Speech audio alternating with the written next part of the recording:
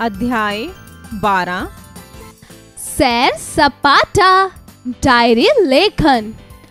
कुछ दिनों पहले हम सभी भाई बहनों की छुट्टियां हुई और मैंने पिताजी से चिड़ियाघर घूमने की इच्छा जताई।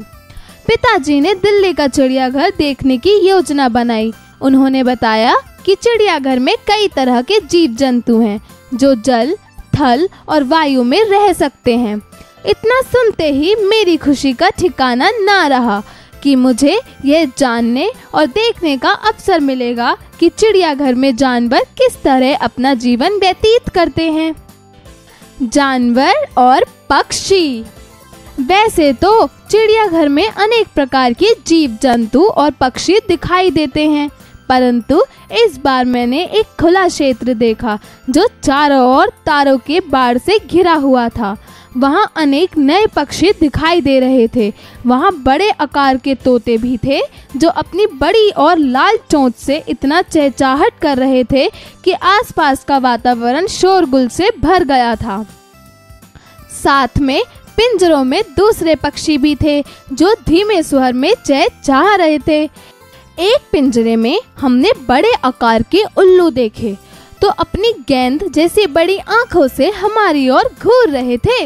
बाघों को जिस गुफा क्षेत्र में रखा गया था वो बिल्कुल प्राकृतिक बास की तरह लग रहा था, जहां बाघ के छोटे बच्चे अपनी बाघिन माँ के इर्द गिर्द मंडरा रहे थे। मगर बाघिन आरामदायक मुद्रा में थी क्योंकि वह गहरी नींद में सो रही थी। कुछ आगे चलने पर हमने बंदर को उधम चौकड़ी मचाते देखा। वे एक दूसरे की पीठ खुजलाते हुए खूब जोर जोर से चीख पुकार करते हुए एक डाल से दूसरी डाल पर कूद रहे थे। वे इतने व्यस्त प्रतीत हो रहे थे मानो उन्हें किसी ने पहले ही बता दिया हो कि चिड़ियाघर में मेहमान आ रहे हैं। दिलचस्प जानवर। मुझे चिड़ियाघर का सबसे चुस्त जानवर ऊदबिलाव दिखा जो एक बड़े से तालाब में मजे से तैर रहा था। वहीं दूसरी ओर तालाब में दरियाई घोड़ा सुस्ती फैला रहा था। ऊदबिलाव के बच्चे अपने पिता की गतिविधियों का अनुकरण करते दिखे। ज्ञानवर्धक सैर। चिड़ियाघर से बाहर आने से पहले हमने वहां ड्यूटी पर तैनात एक चौकीदार से चिड़ियाघर की साफ सफाई, जानवरों की देखभाल, परिवेश इत्यादि बिंदुओं पर खुलकर चर्चा की। इस तरह हम सबका चिड़ियाघर देखना बहुत ही ज्ञानवर्धक रहा।